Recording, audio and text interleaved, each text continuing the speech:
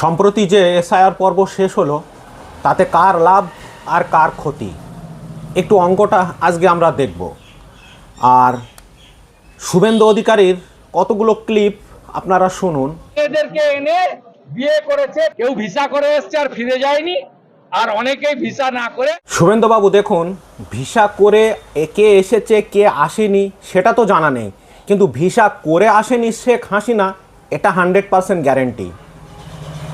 তো আপনার প্রধানমন্ত্রীকে বলুন তার ছত্রছায়ায় আছে শেখ হাসিনা, তাহলে তাকে আগে সরাতে বলুন, তারপর সাধারণ পাবলিকের বিচার করবেন কে ভিসা করে এসেছে আর কে ভিসা করে আসেননি।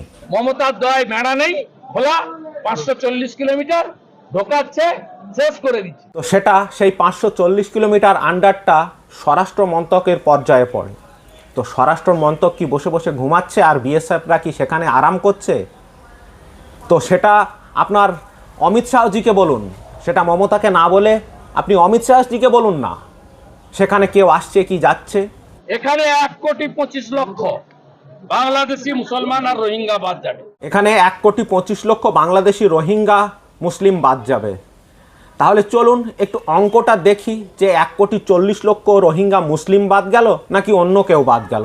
আপনারাও সম্পূর্ণ ওটা দেখুন, আপনাদের পরিষ্কার করে দেখিয়ে দিচ্ছি আমি একদম ধরে ধরে। আপনারা দেখুন, এসআইআর শুরুর পর যখন আমাদের ফার্স্ট ড্রাফট রোল বের হলো তখন আমাদের কত বাদ গেল? 58,20,869 জন বাদ গেল। যখন আমাদের ফার্স্ট ড্রাফট রোল বের হলো তখন আমাদের বাদ গেল 58,20,869 জন। তো সেখানে হিন্দু সংখ্যাটা কত?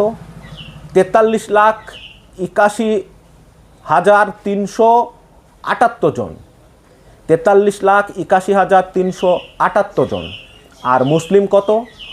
13,31,325 জন, 13,31,325 জন মুসলিম বাদ গেল। তারপর আমাদের ফাইনাল রোল বের হলো।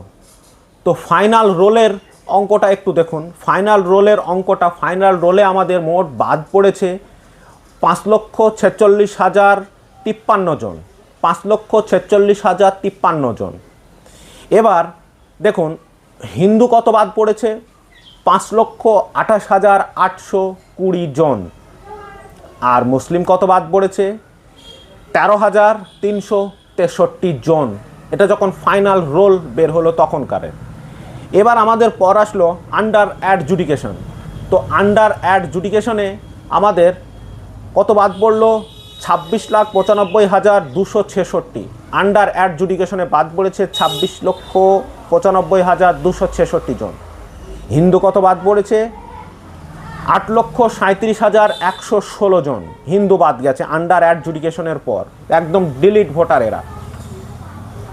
আর মুসলিম বাদ গেছে 17,65,475 জন।